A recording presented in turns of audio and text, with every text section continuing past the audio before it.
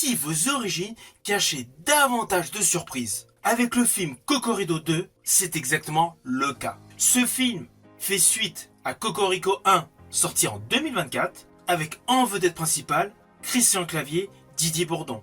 La suite, même casting. On peut se dire dans un premier temps, l'histoire risque d'être essoufflée. Eh bien non, ce n'est pas le cas.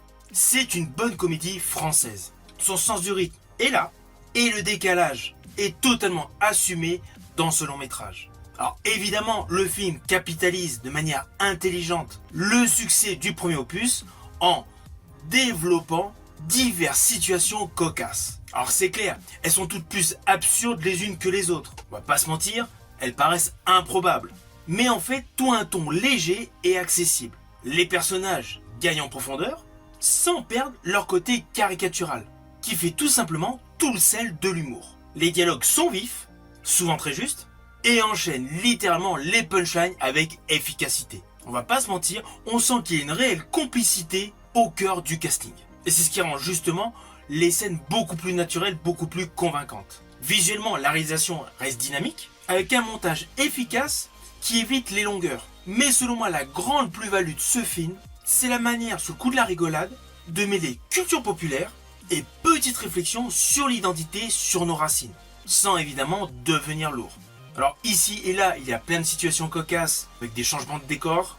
À cela s'ajoute la double interprétation de l'acteur Christian Clavier et une belle surprise de double interprétation lors du mariage final. Alors tout le film est vraiment rigolo. On va pas se mentir, j'ai vraiment rigolé. Alors d'ailleurs, sans vous dévoiler donc le mystère qui se rajoute sur les origines du personnage interprété par Didier Bourdon, il y a un moment donc dans ce film où il va dans un consulat pour demander la nationalité de l'autre pays.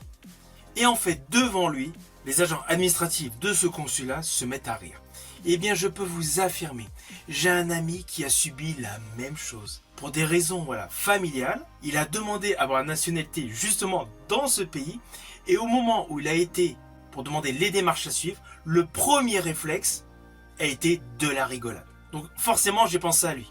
Alors, je vous rassure, les échanges ont été cordiaux avec mon ami et de fil en aiguille, donc ça s'est très bien passé. Mais le premier retour face à cette demande pour avoir la nationalité donc de ce pays, c'est vraiment celle que vous voyez dans ce film.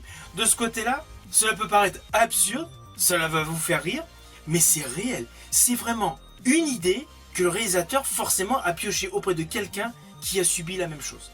Rien que cet ensemble de séquences, cela m'a fait écho à ce que m'a dit mon ami il y a quelques années.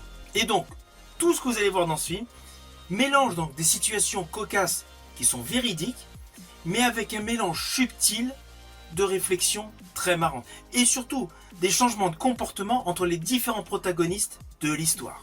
En fait, en résumé, ce film Cocorico 2 est une réussite en termes de suite. Cette suite est fédératrice, drôle, parfaite tout simplement pour passer un bon moment entre amis, sans prise de tête.